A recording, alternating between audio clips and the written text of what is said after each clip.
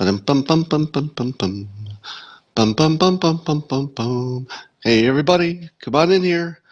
It's time for Coffee with Scott Adams. I'm Scott Adams.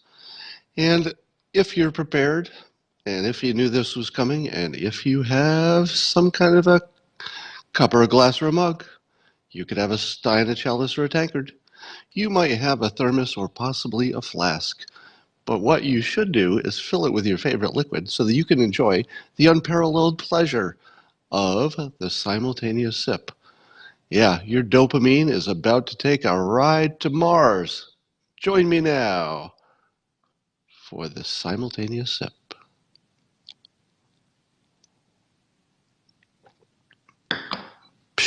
Dopamine everywhere. All right, good stuff. In several minutes, we're going to have a special guest. You're going to enjoy it. Erik Finman will be. I see he's already joined, so in a bit I'll invite him on. So Erik, hold tight. While we build up our audience here, I'm going to talk about a few other things. Number one,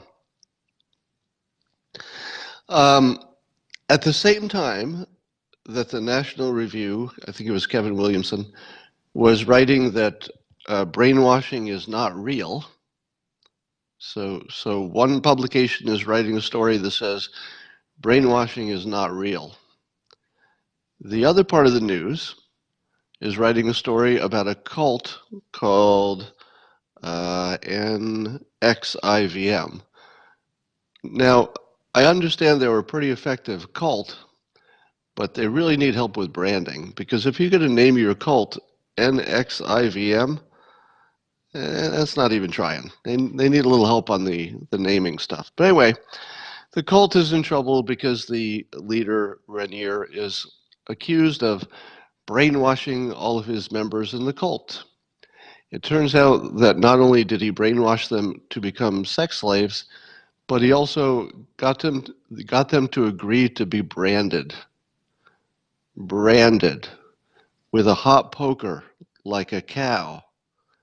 He convinced a whole bunch of women to hold still while a hot poker branded them.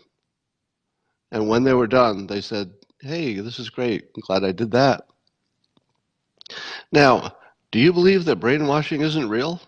I don't think so. But at the same time that people are saying brainwashing is not real, there's yet another article in the Washington Post saying that Sarah Sanders was part of the, quote, gaslighting. She did a bunch of gaslighting. Gaslighting is not real. Gaslighting is the thing that happened once in a movie. It didn't even happen more than once in movies. In the entire universe of reality, and then within reality, there's this smaller universe of, let's say, entertainment. It's never happened in the larger reality. Gaslighting has never happened. And in the smaller reality of entertainment, it's only happened once in one movie, one time. That's it. It doesn't exist anywhere in the real world, and almost doesn't exist anywhere in the entertainment world. Just once, one movie, one time. And the Washington Post writes it like it's news. It's like, well, you can see it. I mean, look at all this gaslighting. Did you see that gaslighting over there? There's a whole pile of What do you mean you can't see it? There's a whole pile of it right over there. Look at that, a giant pile of gaslighting. You can't see it? You can't see anything there?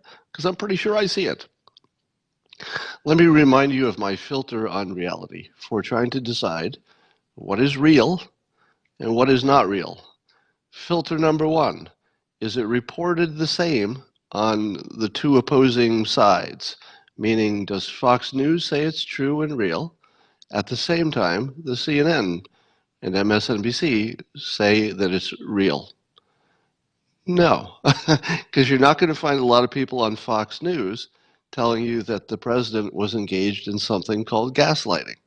Only one side reports it. That filter almost certainly guarantees it's not real. If both of them don't report it, it's not real.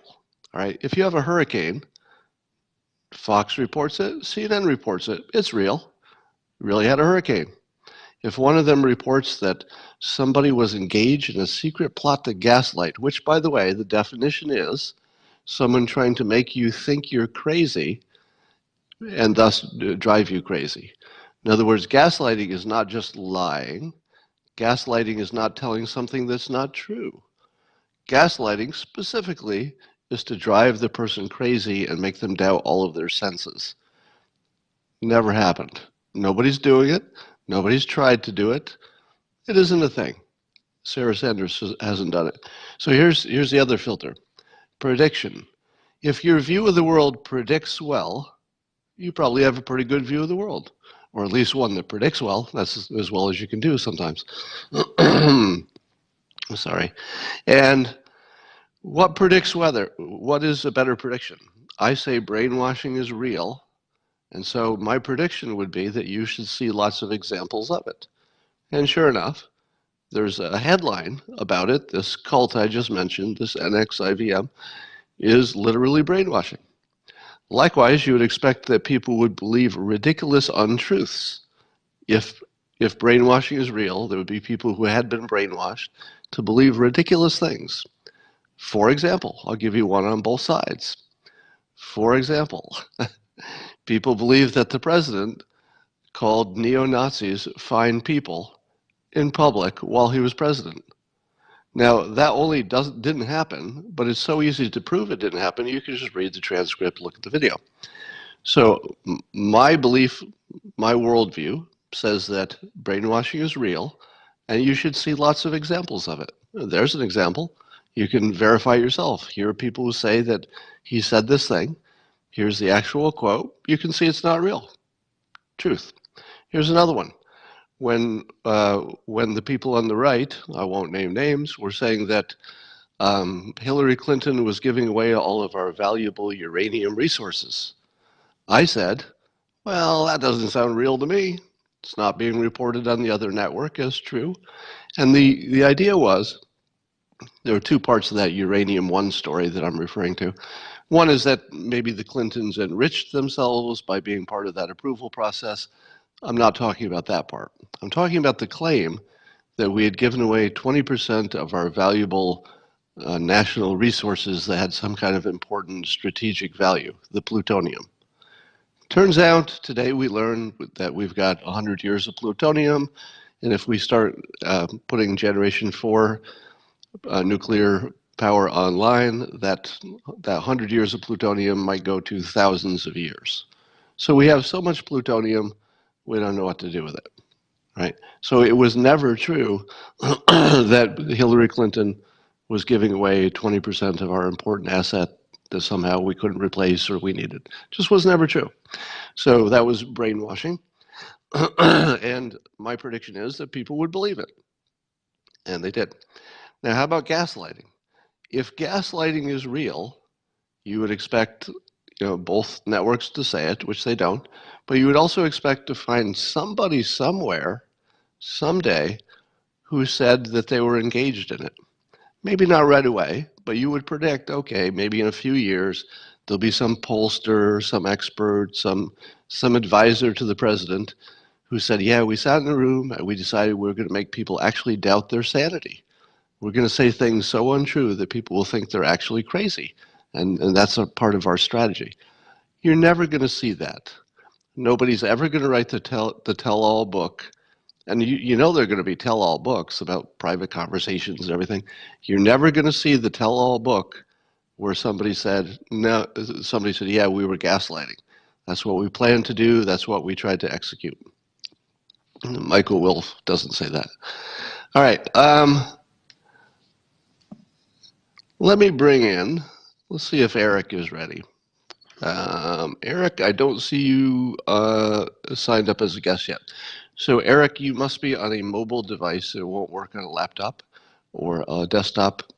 You must be on a mobile device to join as a guest, and look for the little icons that look like smiley faces at the bottom. And when you've done that, there you are. I'm going to bring you on now.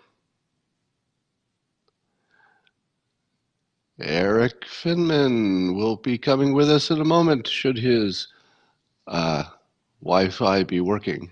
Looks like it's cranking a little bit there, so We might have to retry this if it doesn't come in. Erik, if you can hear me, I can see the progress indicator going crazy, but nothing's happening. So, all right, that didn't work. Let's try again. Erik went off and got back on. And now let's see if this works the second time. There we go. Erik, can you hear me? Yay. Um, I have so many things I want to talk about with you, so I'm going to just jump in, okay? Absolutely. Sounds wonderful. All right. So for those of you who don't know Erik, number one, you should. He's a great follow on Instagram and Twitter, so you should do that. I'll give you information on that in a bit. But Erik, how old are you now, Erik?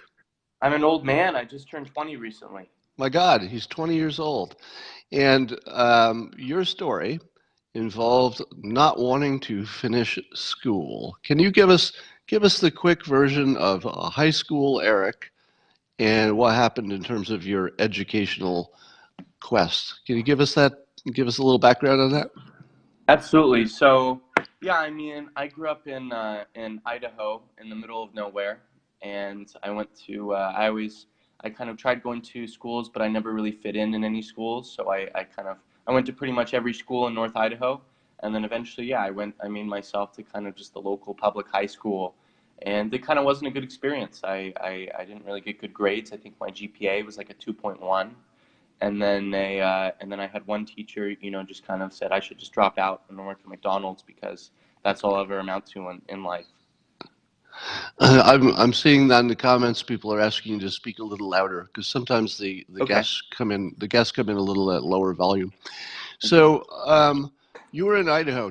What did your parents do, and what do they still do?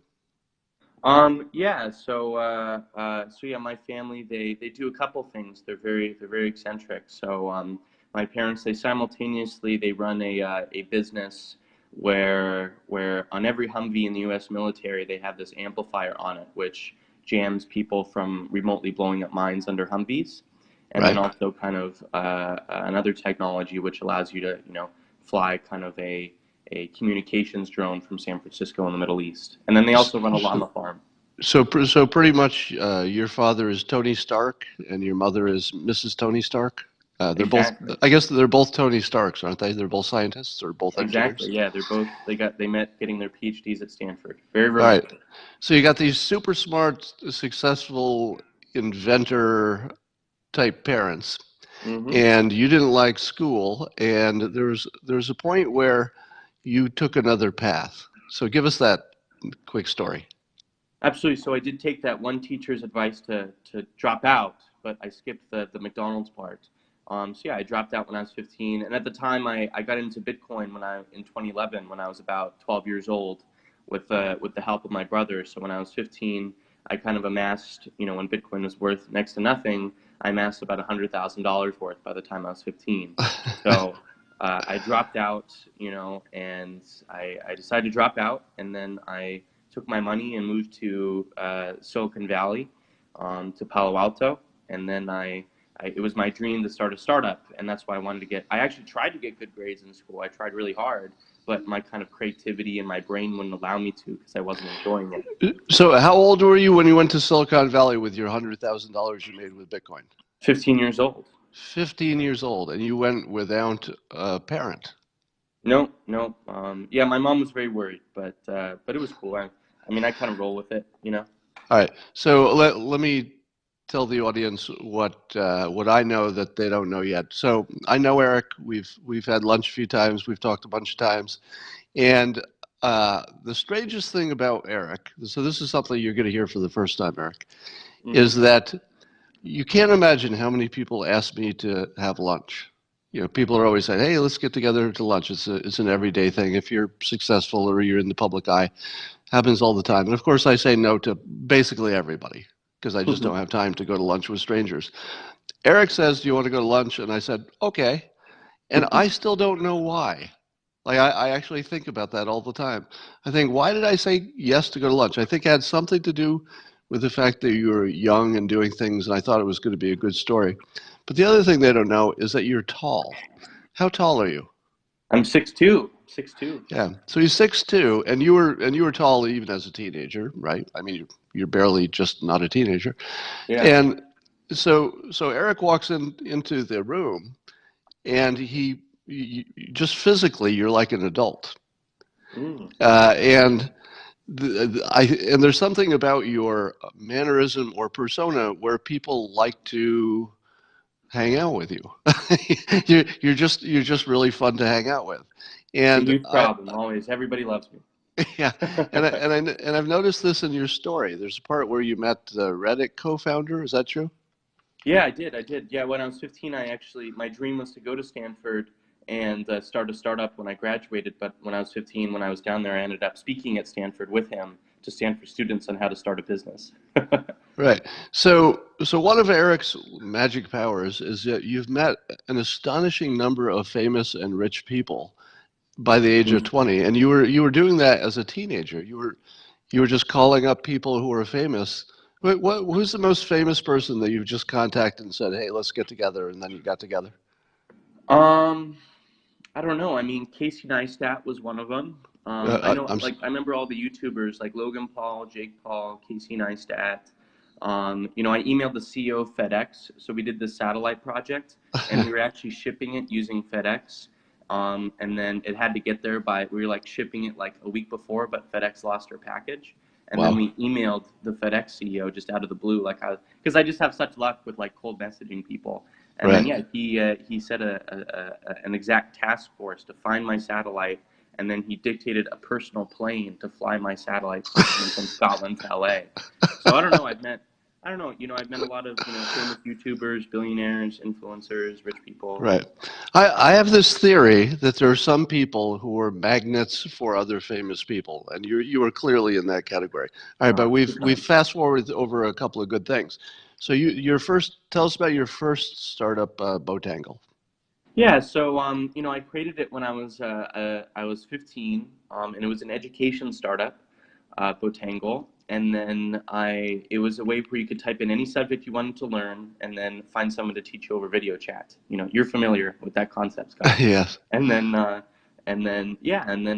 did that because I wanted to solve my own problem. When I was 15, I had all these teachers that hated me, said I'd be a failure, and then I found actually I was using my own sites to solve my own problems. And I was learning, rather than learning Spanish from somebody in North Idaho, probably the whitest state in the union. I was learning Spanish from somebody in Ecuador, just using my own site.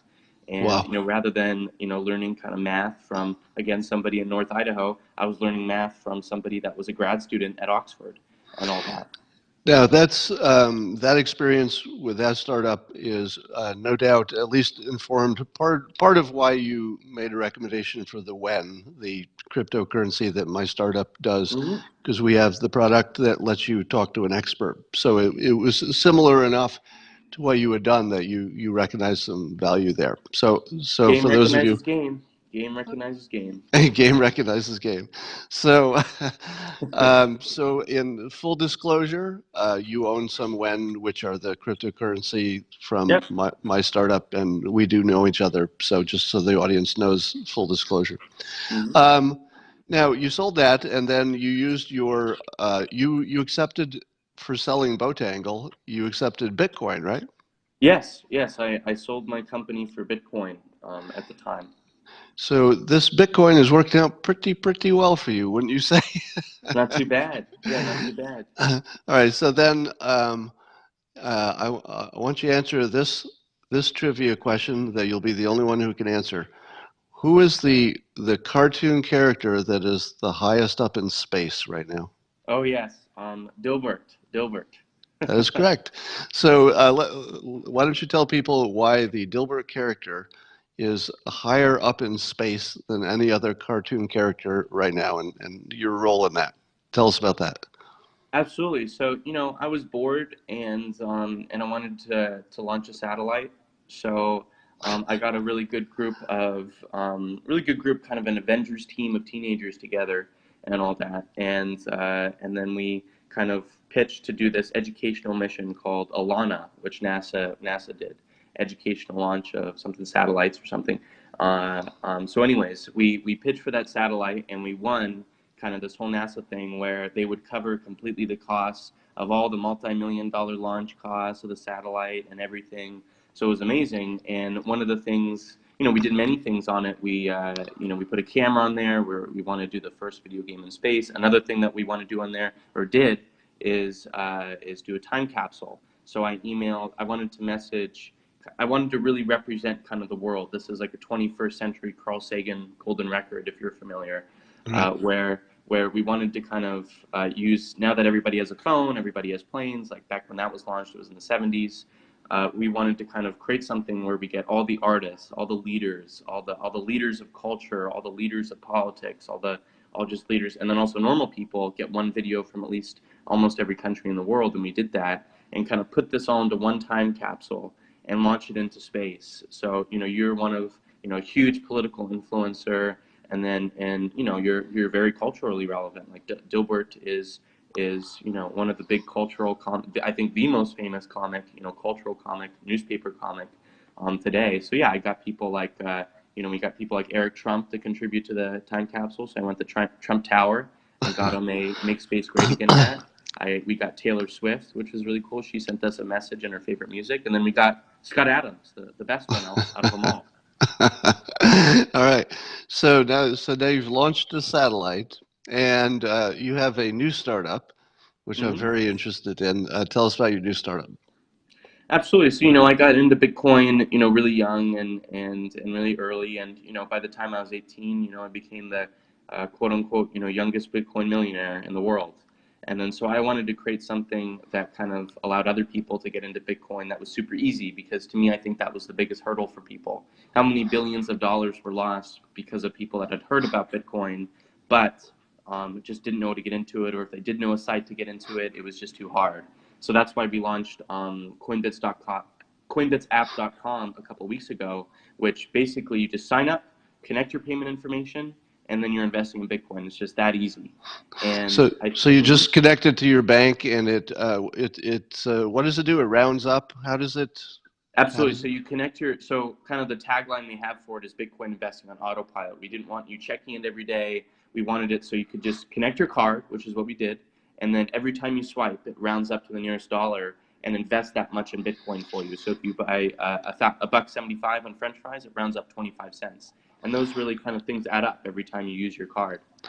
Now, let's talk about the word invest. On my Mm-hmm. on my periscopes, I never use that word when I'm talking about cryptocurrency, because I don't want to make it look like I'm recommending any kind of investment. And crypto is hard to call an investment. But Mm-hmm. Bitcoin is sort of unique in the sense that it's obviously the leader among the cryptos. And do you see it as an investment, as a diversification vehicle, primarily like you would buy gold or silver, or do you see it as something that's a growth vehicle? How do you describe it so that you stay on the right side of the law with investment? Yeah, I mean, I'd say to me, I think of it as the digital gold. So I think it's kind of however you feel about gold, I think there's a good way to feel about Bitcoin. Digital gold. All right, I like that. And you've been right about Bitcoin so far. And what is your prediction about the future of Bitcoin? Absolutely. So I think we're going to reach $20,000 by the end of the year, and I made that prediction when it was about 7,000 something. So yeah, What is now it it looks like now? it went up to 9,300 yesterday. 9,300 yesterday. So it has been climbing pretty substantially. Um, and say the name of the app again so people can find it. Yeah, the app is coinbitsapp.com. So that's actually kind of one of the things that we're going to be doing. Like we really going to want to kind of really promote Bitcoin and promote it within the community and promote it outside of the community. And one of the things that we're going to be doing is, Bitcoin is all about freedom, decentralization, very anti-Wall Street, and all that. So we're actually doing a march on Wall Street, which will be really really cool. So we're going A to. march on Wall Street to Mhm. accomplish what? Bringing attention to Bitcoin or to your app? Yeah, the goal is to, Wall Street people, they make fun of Bitcoin and make fun of blockchain, when in reality we're going to be replacing their jobs in many ways. They're going to be the first that are going to get their jobs replaced by automation Right. and all that. So yeah, we're kind of making it like we're here. and you're calling us scammers and fraudsters. That's the most hypocritical thing coming from Wall Street people. And we're here. We're here to send a signal. We're here that we're not going away. Bitcoin and cryptocurrency and blockchain is here to stay. Could you spell the name of the app people are asking? So for some clarification here. Absolutely. So the app is coinbitsapp.com. It's spelled COIN as in coin, bits, BITS, and then app.com. So coinbitsapp.com. It's just basically like Bitcoins reversed. All right, great.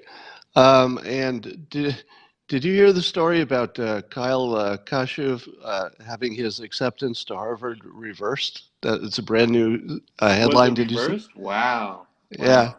So thinking about your let's say non-standard approach to education, which has worked out great for you, he took the standard route, did everything right, got accepted at Harvard, and then they said, "We found something you said when you were 16 years old, privately on a chat, and we're rescinding your acceptance at Harvard." He just found that out. 3 months ago, they accepted him. He changed his whole life getting ready to go to Harvard. And Harvard decided to ruin his life, basically, based on their decision. So your non-standard process looks better and better because you essentially took control and you didn't have a boss and you didn't have anybody telling you what you could or could not do, and that allowed your creativity to go wherever it needed to go, and here you are. So I'm not going to say that everybody should drop out of school. You wouldn't say that either, would you? Erik, would you say that people should finish school, or is it just sort of a personal situation?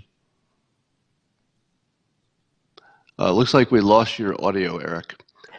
Are you there? Okay. Well, we've lost audio with Erik, but I was getting ready to wind down. So I think we've said the main things we wanted to say. So you should Google Erik, find his social media accounts. It's Erik Finman. You can see his name up there on the screen. Just do a search for him and it'll pop right up. Erik, if you're trying to talk, I can't hear you. Oh, we've got bad. Yeah, the audio isn't quite good enough to go. So I'm gonna. Erik's gone, but so thank you, Erik. That was all we wanted to talk about. And so keep an eye on him. He's the real deal. So I was talking about Kyle Kashuv. He was one of the survivors of the Parkland shooting, and apparently because of what he said when he was 16, and somebody sent it to Harvard and said, "Hey, look at this." The first thing I have to say is, whoever sent that stuff to Harvard. So we should, somebody needs to find what college they got accepted at and maybe try to reverse that. Wouldn't that be fair? Wouldn't it be fair that whoever sent that information to Harvard, if we know who those people are, and they were also accepted to some other college, I would think that other college would like to know about that. I mean, if that's what we're doing, if that's fair, fair is fair.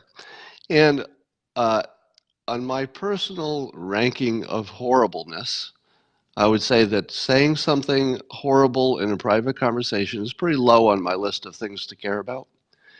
Getting somebody kicked out of Harvard after they've been accepted based on ratting out their conversations when they're 16, that pins the frickin' needle on my immorality level. If you want to see immoral, that's the people who ratted this kid out.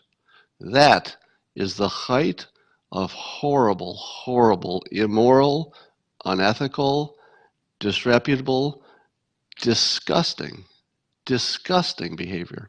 Whoever you are, and probably more than one person, whoever you are, I freaking hate you. Let me be as clear about that as possible. I hate you. You are bad people. Really, just horrible people. Kyle is somebody who did some stuff that he wishes he hadn't done, as 16. They were words. The context, and by the way, I haven't looked at the actual words. I don't think it matters. But the context, as I understand it, was some people trying to be as outrageously bad as they could be in a private conversation. Let me make a confession right here and now. I have said things in private conversations. I'm going to confess right now. I have said things in private conversations to be funny. To be funny, you have to keep this part. Don't lose this part of the point. To be funny, I've said the worst things that a human being can say in private to, one other person, sometimes more than one, but in private, to people who understand that I'm being funny and I'm saying things that would be beyond shocking if you heard them in any public situation. Things that people say in private that are horrible should not be judged outside of that context. Because if you do, like Harvard did, they judged what he said in private, which was meant to be, sort of dark humor. They judged it by the standard of a public statement. And that's why they got rid of him. That is such a bad lesson. It's immoral, it's unethical, it's disgusting. I'm talking about Harvard now. So between Harvard, which is just disgusting on this, I mean, literally, it makes my skin crawl to think what they did to this kid. But whoever ratted him out is a little bit worse, in my opinion. They are people who, they really need to get their act together. So whoever ratted him out has a life that they need to repair because it's broken. I don't know about Kyle Kashuv. He says he's grown quite a bit, and he wishes that he could be accepted for having grown from this bad behavior, which he admits to a better person. I am always down for that.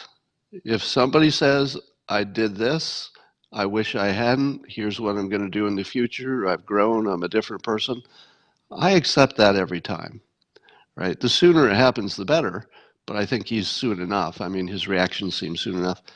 Harvard, however, has a lot to explain, and for me, their reputation will never recover from this. Harvard will never be the same university it was because of this. It's so horribly, horribly wrong that I almost can't express how much just distaste I have for Harvard right now. Let's talk about something else. So remember I told you that one of the ways to determine reality is whether your predictions can come true. So if your version of reality predicts well what's going to happen next, you probably have a pretty good version of reality. My version of reality is that President Trump is not a gigantic racist, and that I predict that there will be lots of evidence of that being true. So you saw for example, you saw the prison reform, which didn't make sense if you imagined he was a giant racist. You saw the latest thing where they're trying to, what's the name of it, where they're trying to create jobs for the people who have been released from prison. So it's like phase 2 of prison reform. Does that make sense? If he were the big old racist, would that make sense? It doesn't. But it's completely compatible with my worldview that he's not that person, and he would love to fix things for all Americans, including African Americans, of course. And here's the funniest part. Israel's Prime Minister, Netanyahu, has announced a new settlement in the Golan Heights named after, quote, his great friend Donald Trump. And I believe it's called Trump Heights. Israel just named a town after him. Now, if your worldview is, hey, I think he backed the neo-Nazis who were chanting anti-Semitic things in Charlottesville, if you think that actually happened, how does that predict that Israel didn't notice any of that? Somehow it was like the biggest story in the world, because the biggest story in the United States tends to be the biggest story in the world. I'm a little biased there. But are you telling me that Israel didn't notice that? they're pretty good at noticing anti-Semitism. I would say Israel might be the very best country at noticing anti-Semitism. In fact, if you were to put Israel up against, let's say, Hungary or Austria or any other country, and you say, let's have a contest. Let's see which one of you guys can spot anti-Semitism the best. Well, I'm going to bet on Israel every time. I'll bet Israel has a really good sensor for spotting anti-Semitism, and they don't see it. Not only do they not see it in President Trump specifically, I'm talking about, they don't see it. They even named a town after him.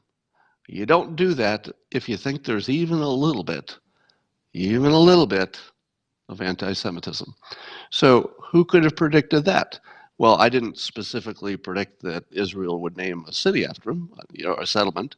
So that would have been hard to predict. But I did predict that you would see evidence that he's not any of these things that his enemies are saying. Now, what's interesting about this is that the people who believe in gaslighting are essentially rehypnotizing themselves and brainwashing themselves into this whole worldview that is completely at odds with observation. All of our observations are violating everything they believe while being completely consistently true with everything that probably most of you and what I believe. So watch that. Watch the consistency of predictions. Let's talk about goals versus systems. I'm going to give you an example. When my book came out, Had Failed Almost Everything and Still Win Big, this was 2013, and the big theme in it was about using systems instead of goals. That idea has changed really a lot, because I don't know how often you've noticed other articles and other books and other experts talking about systems being better than goals, and that and also that your enthusiasm might not be as important as your talent stack. So those are the ideas I introduced in this book. You've seen other authors pretend that they had those ideas. I'm not going to name names. There's one famous author who's written a best-selling book that's just copying my idea. I won't name names. But I imagined when I wrote this in 2013 that it would have two lives. The first life is when it comes out, because it's a new book, so it gets attention and people would buy it. But I figured that there would be a second life that would happen several years after the first life. And the second life would happen when people realized that this book had changed their lives, and they would start talking about it. And that's the phase we're in now. If you see on Twitter, almost every day now, somebody will tweet at me and say, I bought this book in 2013 and it changed my life. I got rich, I got a promotion, I built my talent stack, or I lost weight. And the most amazing part is the weight loss. This is not a weight loss book. It's not a weight loss book. It has a little chapter in it on how to eat right as a system. Really, it's in the context of how to make a system for every part of your life. System for exercise, a system for eating, etc. So one chapter in here is changing people's lives. So today on the internet, there's a great little tweet and a blog post from Keto Kelly. So Kelly tells us she lost 100 pounds. She lost 100 pounds after a lifetime of not really succeeding in the goal of losing weight. She read my book, How to Fail at Almost Everything and Still Win Big. You can just Google my name, it'll pop up on Amazon. And she reports and wrote a blog post about how she figured out how to turn it into a system. Now, it turns out that the keto diet must have been the one that worked for her, but the point is not that this diet works. The point is that she developed a system to churn through the options until she found something that worked for her. So it wasn't about the specific system, it was about her churning through all the alternatives until she found her system. 100 pounds. She lost 100 pounds reading a book that's not a diet book.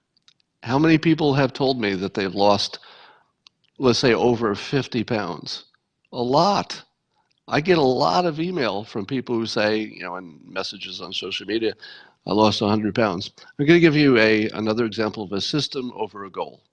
You can see in the comments somebody's saying, Angela and Misha is saying, totally life-changing.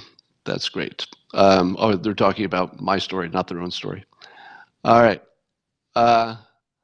Yeah, you can see a lot of people in the comments who have developed systems. Let me tell you about one of my funny systems. 29 years ago, I joined a gym locally, and I moved a few times, but never far enough away that I didn't keep the same gym. And they gave us these little cards that are our gym membership cards. 29 years ago, I said to myself, I'm going to lose this thing, and it's going to be real annoying. So I don't want to lose my gym card, so I need a system. And here's the system. The system is this. For 29 years, I said to myself, my gym card can only be in a few different places. It can be in my wallet, it can be in my gym bag, or it can be on top of my dresser, but it can never be anywhere else. So if I find it somewhere, if let's say I walk into a room and I don't want it in my pocket, I will not take it out of my pocket and put it on someplace that it doesn't belong. 29 years without losing my card. How long is that? Let me cover my little number here. I want you to look at what I look like when I started this system. Does that look like me today? There it is. A little bit different, wouldn't you say? A little bit different. I had something called hair back then. It was awesome. I didn't have a lot of it, but I had hair. 29 years without losing this little piece of plastic because I had a system that works every time. Phone. How many of you have broken your phone screen? I've had a phone for a long time. Do you know how many phones I've broken? Zero. Zero phones. I have never broken a phone. Oh, I have a little crack on my phone, but that's the crack in the screen. So I have a protective screen that's cracked. Do you know how many phones I've lost because I dropped them in water? Zero. Zero phones. I have never lost a phone because I dropped it in water. Do you know why? I have a system. This phone will never be over water. That's my system. I have used my phone in a hot tub. But unlike people who have lost their phones many times, if you use your phone in a hot tub, don't do this. Blah, blah, blah, blah. I'm sitting in a hot tub, and directly below me is a bunch of water. I will never do that. If I use it in a hot tub, I leave it sitting flat down like this on the dry edge, and I type on it while it's sitting flat on the dry edge. I will never pick up this phone over water. I will never walk through shallow water holding it. I will never stand in the water with it in my hand. I will never get near water when it's in my pocket. That's my system. So zero problems. Now, I have been responsible for paying for lots of phones. So stepkids, etc. How many phones do stepchildren lose? A lot. Luckily, I insure them, so that doesn't cost that much. But everybody who doesn't use my system, they have lost multiple phones. The average person has probably lost 5 phones. And let me ask you this. Tell me in the comments how many phones you've cracked or ruined with water in your whole life. So cracked or ruined with water in your whole life. Tell me, just give me your number in the comments. So some of you, none. So those of you who say none probably have a similar set of, oh, everybody's saying zero here. Is it only the people I know who are bad at, seriously? All of you are at zero? There's not one person who's ever had a cracked phone? Only one person so far. All right, this story is just all falling apart now. I thought most of you were going to say I've lost at least one phone. All right, so all the smart people have a good system. So I guess that story didn't turn out as well as I hoped it would. I thought everybody here was going to say, well, I've lost 2 phones. All right. Also, the very first thing I do when I get a phone is I put a cover on it, even if I don't like the cover. Here's what dumb people do. Well, I'm not going to say dumb. I'll be nice about that. How many people have you seen buy a brand new phone and then they look at the protective cases that are in the phone store and they say, nah, the ones in the phone store are not as good as what I want. I want to shop around a little bit and get a good protective case. When I see that, my head starts to explode. Because don't you know that the odds of you breaking your phone before you get to the car just went to about 1,000%? Because if you put off buying the case, you're going to break your phone. All right? I mean, not every time, but it's certainly the simulation will make it happen. Here's what I do. I buy a phone, I walk over to the phone case, and I buy a case, and I put it on before I walk out of the store. I don't even like that case. If I need a new case later, I'll get one. But I'm never going to walk out of a store without a case and a protective screen on my phone, ever. And if you do, you're not playing the odds right. All right. I was amused to see that AOC tweeted at Trump something about impeachment, and she says, Mr. President, you're from Queens, you may fool the rest of us, blah, blah, blah. And just some stuff that about he should be impeached. But the funny part of the story is that Trump tweeted back, and neither of these tweets are especially interesting. What's interesting is that they're having an AOC to Trump conversation. I think it's the first time. Now, when I say conversation, I mean they're addressing just each other. I think it's the first time. And Trump said, I think we have a very real risk of losing. Oh, he's quoting AOC saying that Trump might win the re-election. It doesn't matter what he said. All right, so what either of them said is immaterial to my point and not very interesting. But it's another confirmation that whatever AOC is doing is, number one, working, because who else is having a conversation with the President of the United States? Kind of rare, all right? I mean, he engages a lot of people, but AOC just got promoted to the big show. And the president has apparently identified her as important enough to be worthy of a specific response just to her. So remember what I predicted when she first burst on the scene. When AOC first came on the scene, I said, I'm going to predict that she's the real deal. I'm going to predict that her persuasive power is something that's going to endure. Now, I see the little puking emojis here in the comments and stuff. I'm not telling you you need to like her. I'm not telling you you need to, yeah, somebody says game knows game. I was just going to say that, but you beat me to it. So yes, my belief, without doing any mind reading, so this is just speculation on my part, I would bet that if you had a private conversation with President Trump, he would admire AOC. That's what I think. Now, I'm not saying he likes her policies, doesn't like her politics, of course, I know that. But I'll bet those two, if nobody were watching, you could never have this situation, but if AOC and President Trump hung out together, like they just hung out together and had a coffee or something, I think they'd be friends. I really do. All right. Here's the most fun thing that's coming up. I sent a message on Twitter to Democrat candidate Andrew Yang. And I thought to myself, what are the odds that a Democratic president, Andrew Yang, would answer my message on Twitter? And I asked him to come on my Periscope. And I thought, well, if anybody were going to come on this Periscope, he'd be sort of the perfect one. He responded to me, I think within the hour, pretty quickly. And he said, sure. And he referred me to, I think, his brother to set up the appointment. So I've got a message in to set up an appointment. So Andrew Yang, presidential candidate, will be appearing on this Periscope sometime soon if we can schedule it. I assume it's going to happen. We'll be able to schedule it. That will be probably the most interesting conversation one of the most interesting conversations you're ever going to see between now and Election Day. I guarantee you this is going to be fun, in a good way. Fun, you're going to learn something. Let me tell you what I like about Andrew Yang.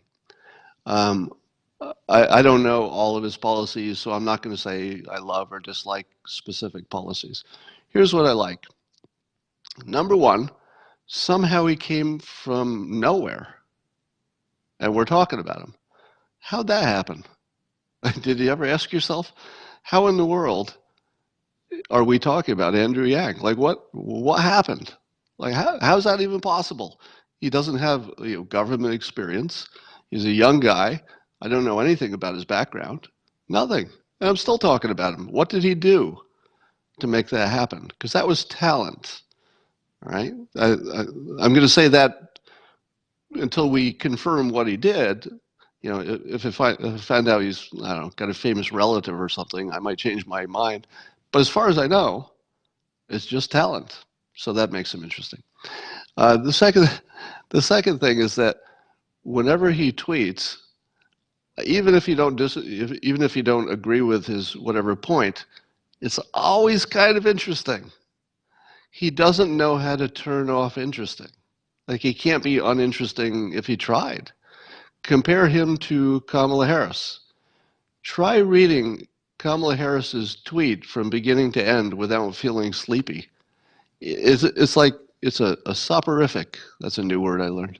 Soporific makes you tired. I think that's what that means. Somebody needs to fact check me on that vocabulary. But I'm actually amazed when I read a Kamala Harris tweet.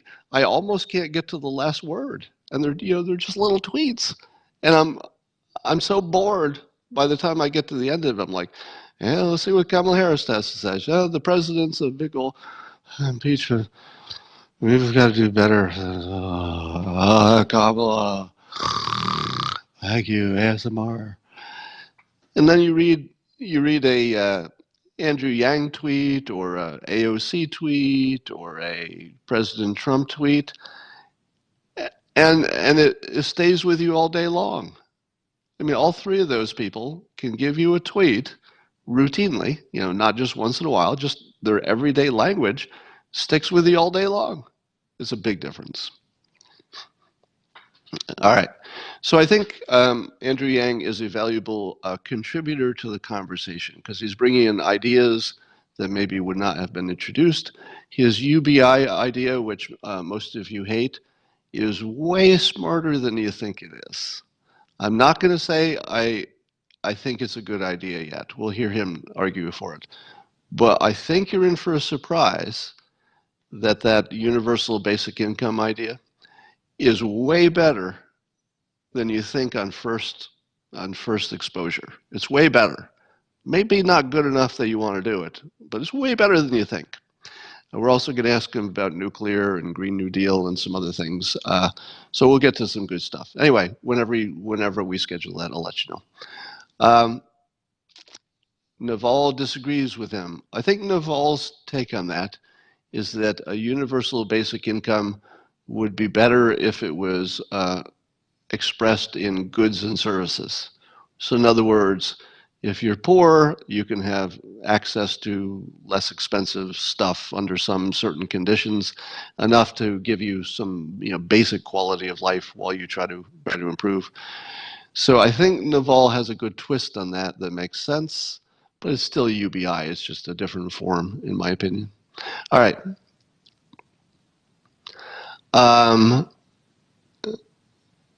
Why not make the poor rich? Sure, why not? Okay, is there anything else anybody wants to ask me? Let's see what time it is. Oh, it's time to end. I think we've done enough for now. Maybe more than enough. And I will talk to you later.